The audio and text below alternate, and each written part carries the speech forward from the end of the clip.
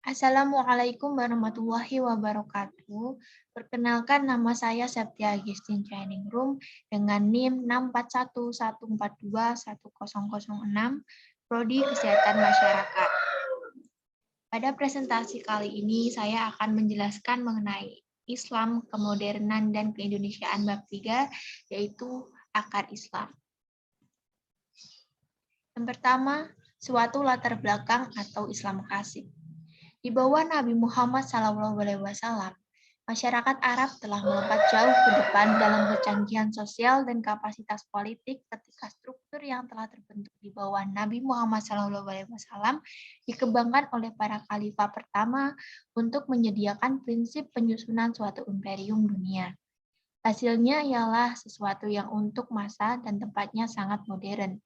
Modern ini diartikan dalam hal tingginya tingkat komitmen, keterlibatan, dan partisipasi yang diharapkan dari kalangan rakyat jelata sebagai anggota masyarakat, serta dalam keterbukaan kedudukan kepemimpinannya untuk dinilai kemampuan mereka menurut landasan-landasan universalistis dan dilambangkan dalam usaha melambangkan kepemimpinan tertinggi yang tidak bersifat turun-temurun. Yang kedua, Islam di Indonesia. Islam datang ke Indonesia setelah melewati proses akulturasi dengan warisan budaya Persia atau lebih luas lagi Iran, atau lebih dikenal dengan orang-orang Arya.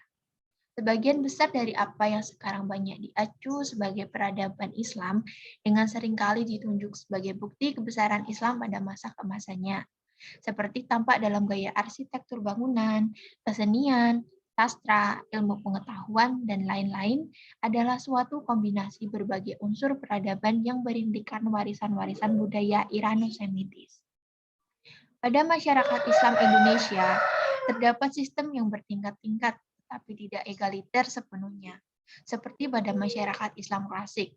Sebagian adalah akibat faktor-faktor historis bahwa Islam datang ke Indonesia dengan membawa banyak unsur budaya Arya dengan stratifikasi sosialnya yang terkenal. Sebagian lagi tentu saja adalah akibat interaksi ajaran Islam dengan budaya setempat yang diketahui telah terlebih dahulu amat jauh mengalami Aryanisasi melalui agama-agama India, yaitu Hindu dan Buddha. Penetration Pacific View dikenal dengan metode penyiarannya di Indonesia. Islam di sini banyak menenggang unsur-unsur pada budaya lokal. Banyak pembahasan tentang Islam di Indonesia bahwa agama itu dibawa oleh para sufi. Karena hal tersebut menambah bahan keterangan mengapa Islam di sini banyak berkompromi dengan budaya. Banyaknya kompromi antara ajaran Islam dan unsur-unsur budaya lokal membuat Islam di Indonesia sering dianggap sebagai pinggiran.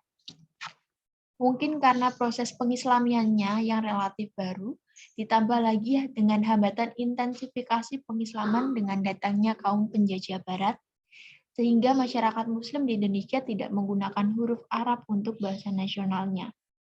Karena keadaannya yang mengesankan bersifat pinggiran, Islam di Indonesia sering dipandang tidak atau sekurangnya belum bersifat Islam secara sebenarnya, dengan akibat diabaikannya unsur Islam dalam memahami budaya Indonesia. Yang ketiga, akar Islam beberapa segi budaya Indonesia. Di luar lingkaran spiritualisme dan kesufian, serta bidang lain, unsur-unsur Islam terpenting dalam budaya Indonesia adalah di bidang konsep-konsep sosial dan politik Islam, terutama amat kuat mempengaruhi budaya Indonesia di bidang kemasyarakatan dan kenegaraan. Jika kita dibatasi hanya pada perumusan nilai-nilai Pancasila, unsur-unsur Islam itu akan segera tampak dalam konsep-konsep tentang adil, adab, rakyat, hikmat, musyawarah, dan wakil. Terlebih dari itu, dapat disebutkan bahwa rumusan sila keempat Pancasila itu sangat mirip dengan ungkapan dalam bahasa Arab yang sering dijadikan dalil dan pegangan oleh para ulama. Faktor paling fundamental dan dinamis dari etika sosial yang diberikan oleh Islam ialah egalitarianisme. Egalitarianisme merupakan semua anggota keimanan itu tidak peduli warna kulit, ras, dan status sosial atau ekonominya adalah partisipasi yang sama dalam komunitas. Yang keempat, yaitu kemungkinan pengembangan untuk masa depan.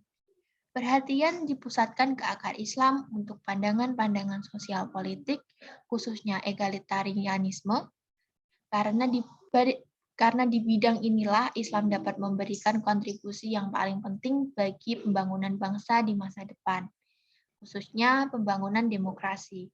Dan dengan egalitarianisme, inilah bersama dengan keilmuan yang membentuk bagian dari Islam yang paling sesuai dengan zaman modern.